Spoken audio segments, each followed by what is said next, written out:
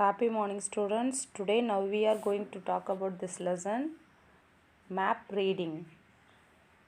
Learning objectives: compare maps and globes, identify the components of map, know the methods of representations of scale, describe how sign and symbols are used on map, understand different types of map. அதாவது புவிப்படங்களையும் புவி மாதிரிகளையும் ஒப்பிட்டு பார்ப்பது, புவிப்படங்களினுடைய கூறுகளை அடையாளம் காணுவது, புவிப்பட அளவை குறிக்கும் முறைகளை தெரிந்து கொள்வது, புவிப்படங்களின் குறியீடுகள் எவ்வாறு பயன்படுத்தப்படுகிறார்கள் என்பதை பற்றி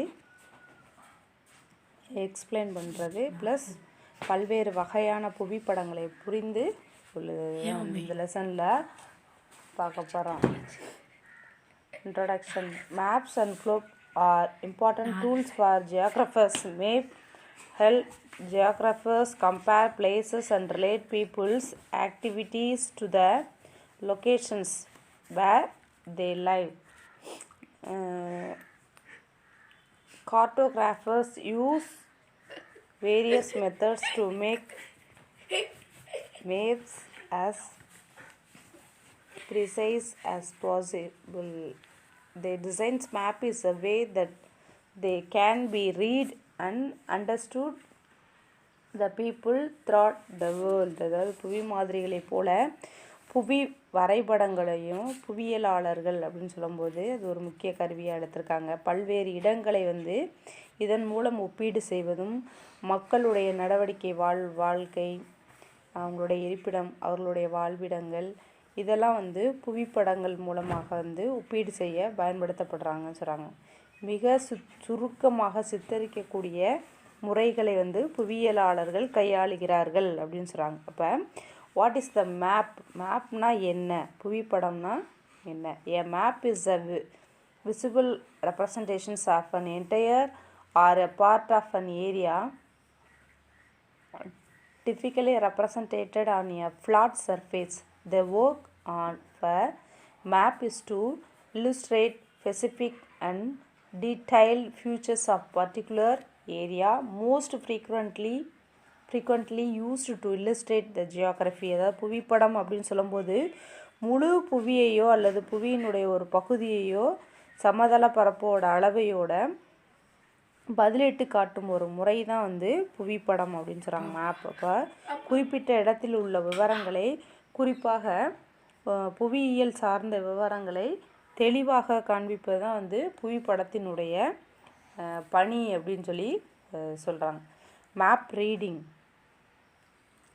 இப்போ புவிப்படத்தை கற்றறிதல் அப்படின்னு சொல்லும்போது map reading is an act of interpreting or understanding the geographic information portrayed on a map. புவிப்படத்தை கற்றறிதல் அப்படின்னு சொல்லும்போது புவிப்படத்தில் உள்ள விவரங்களை புரிந்து கொள்ளுதல் அல்லது புவியியல் சார்ந்த விவரங்களை அதனுடைய கற்றலின் மூலமாக அந்த புவிப்படத்தினுடைய குறியீடுகளை பயன்படுத்தி ஒருவர் புவியின் மன வரைபடத்தை உருவாக்கக்கூடிய திறனை பெறுகிறார் அப்படின்னு சொல்கிறாங்க. Difference between map and a Globe. அப்போ புவிப்படத்திற்கும் புவிகோள மாதிரிக்கும் இடையேயான வேறுபாடு அப்படின்னு சொல்லும்போது map is different from the Globe.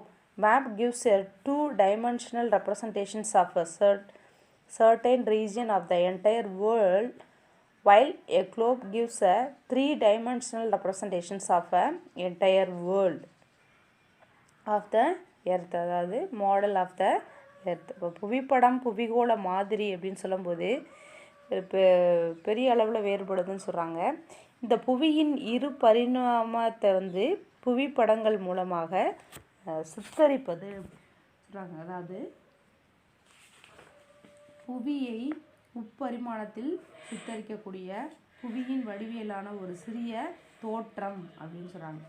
இப்போ நெக்ஸ்ட் பார்த்தீங்கன்னா அதோடைய இந்த வேர்ல்டு மேப் அப்படின்னு சொல்லும்போது உங்களுக்கு பிக்சரில் கொடுத்துருக்காங்க, பார்த்தீங்கன்னா தெரியும். ஒவ்வொரு காண்டினென்ட்ஸ் ஓசன்ஸ் காண்டினென்ட்ஸ், அப்புறம் சமவெளிகள், இந்த மாதிரி வந்து என்ன செஞ்சுருக்காங்க, கண்ட்ரீஸ் இந்த மாதிரி வந்து பிரிக்கப்பட்டது. அப்போ புவிப்படத்தின் காம்போனன்ட்ஸ் ஆஃப் மேப் அப்படின்னு சொல்லும்போது புவிப்படத்தினுடைய கூறுகள் அப்படின்னு சொல்லும்போது புவிப்படம் சொல்லும்போது the basic components of a map are the title, scale, legend or sky, direction, source, map projection and locational information and conventional sign and symbols. அதாவது புவிப்படத்தினுடைய அடிப்படை கூறுகள்னு சொல்லும்போது தலைப்பு, புவிப்பட அளவை, புவிப்பட விளக்கம், திசைகள், புவிப்படம் மூலம் புவிப்பட கோட்டுச் சட்டம் மற்றும் அமைவிட குறிப்பு, மரபு குறியீடு இந்த மாதிரி தான் வந்து பிரிக்கப்பட்டுள்ளது. ஃபர்ஸ்ட் ஒன் பார்த்தீங்கன்னா title. Tells about the content of the map and is placed mostly at the top corner or at the bottom corner of a map.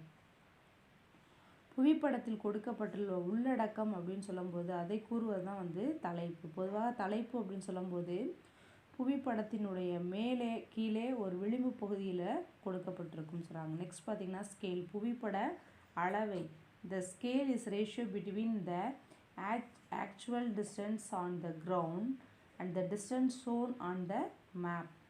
புவிப்பட அளவை என்பது புவிப்பரப்பில் உள்ள தொலைவிற்கும் புவிப்படப்பரப்பில் உள்ள தொலைவிற்கு இடையே விகிதத்தை குறிப்பது தான் வந்து புவிப்பட அளவை, ஸ்கேல் அப்படின்னு சொல்லி அழைக்கப்படும். நெக்ஸ்ட் பார்த்திங்கன்னா அதிலே வந்து small scale map, large scale map அப்படின்னு இருக்குது. அதாவது scale on map can be presented in 3 different ways. There R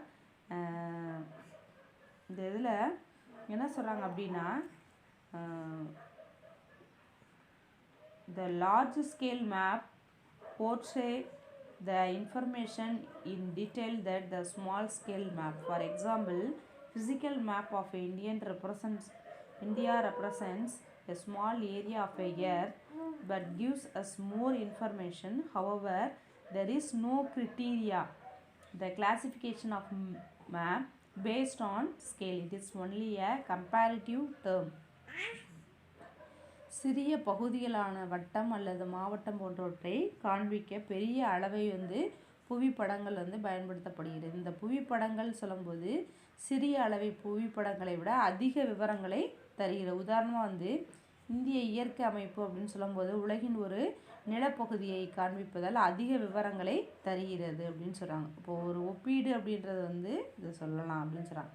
இதில் the scale on maps can be represented in 3 different ways. அதாவது புவிப்படங்கள்னு சொல்லும்போது அதனுடைய அளவைகள் அப்படின்னு சொல்லும்போது 3 வகைகளில் குறிப்பிடப்படுகிறது. அது என்னென்ன அப்படின்னா ஸ்டேட்மெண்ட் ஆர் வெர்பல் ஸ்கேல், அதாவது வாக்கிய முறை அல்லது சொல்லல் அளவை அப்படின்னு சொல்கிறாங்க. செகண்ட் ஒன் பார்த்திங்கன்னா representative fraction or ratio scale, பிரதிபின்ன முறை அல்லது விகிதாச்சார முறைன்னு சொல்கிறாங்க. அப்புறம் தேர்ட் ஒன் பார்த்திங்க அப்படின்னா கிராஃபிக்கல் ஆர் பார் ஸ்கேல், அதாவது வரைகல அளவை அல்லது நேரியல் அளவை அப்படின்னு சொல்லி சொல்கிறாங்க. இப்போ அதில் ஃபர்ஸ்ட் ஒன் பார்த்திங்க அப்படின்னா அந்த வாக்கிய முறை அல்லது சொல்லல் அளவை ஸ்டேட்மெண்ட் ஆர் வெர்பல் ஸ்கேல் அப்படின்னு சொல்லும்போது this method the map scale is stated in the words 1 centimeter to 1 kilometer. It means 1 centimeter distance on a map correspond to 1 kilometer distance on the ground. Thus, it is written on the map like 1 centimeter to 1 kilometer, 1 inch to 1 mile, etc. அதாவது வரைபடம் சொல்லும்போது ஒரு centimetre அப்படின்றது வந்து ஒரு kilometre வரைபடத்தில் ஒரு centimetre என்பது நிலப்பகுதியில் ஒரு கிலோமீட்டர் தூரத்தை குறிக்கிறது அப்படின்னு சொல்கிறாங்க. அப்போ வரைபடம் சொல்லும்போது அங்கே 1 சென்டிமீட்டர் குறிச்சிருந்தாங்க அப்படின்னா அது ஆக்சுவலாக என்ன எவ்வளோ எடுத்துக்கணும், 1 கிலோமீட்டர் அப்படின்னு எடுத்துக்கணும். அப்போ ஒரு அங்குலம் அப்படின்னு சொல்லும்போது அது 1 மைல் அப்படின்னு சொல்லிட்டு கம்பேர் பண்ணிக்கணும் அப்படின்னு சொல்லி சொல்கிறாங்க. நெக்ஸ்ட் பார்த்திங்கன்னா representative fractions, numerical fraction of or ratio scale, அதாவது பிரதிபின்ன முறை அல்லது எண்சார் பின்ன முறை, விகிதாச்சார முறை அப்படின்னு சொல்லும்போது இந்த முறையில் It shows the relations between the map distance and the corresponding ground distance in the same units of length. Is generally shown as a fraction. For example, a fraction of 1:50,000 shows that 1 unit of length and the map represents 50,000 of the same units of the ground, that is 1 centimeter or 1 inches on the map represents 50,000 centimeters or 50,000 inches respectively on the ground. அதாவது உதாரணமாக வந்து 1:50,000 அப்படிங்கிறது புவிப்படத்தில் ஒரு அலகு என்பது 50,000 அலகுகளை குறிக்குதுன்னு சொல்கிறாங்க. புவிப்படத்தில் ஒரு அலகுன்னு சொல்லும்போது டேரெக்டாக வந்து 50,000 அலகுகளை குறிக்குது. அதாவது வரைபடத்தில் ஒரு சென்டிமீட்டர் அல்லது ஒரு அங்குலம் அப்படின்னு சொல்லும்போது பூமியில் 50,000 சென்டிமீட்டர் அல்லது 50,000 அங்குலம் என்று குறிக்கிறது அப்படின்னு சொல்கிறாங்க. இதை தான் வந்து பிரதிபின்ன முறை அப்படின்னு சொல்லும்போது 1/50,000 அல்லது 1:50,000 அப்படின்னு சொல்லி குறிப்பிடப்படுது அப்படின்னு சொல்கிறாங்க. நெக்ஸ்ட் பார்த்தீங்கன்னா தேர்ட் ஒன், இந்த வரைகல அளவை அல்லது நேரியல் அளவை அப்படின்னு சொல்கிறாங்க. அதாவது கிராஃபிக்கல் ஆர் பார் ஸ்கேல் அப்படின்னு சொல்லும்போது எதை சொல்கிறாங்க அப்படின்னா, graphic scale looks like a smaller rule drawn at the bottom of a page.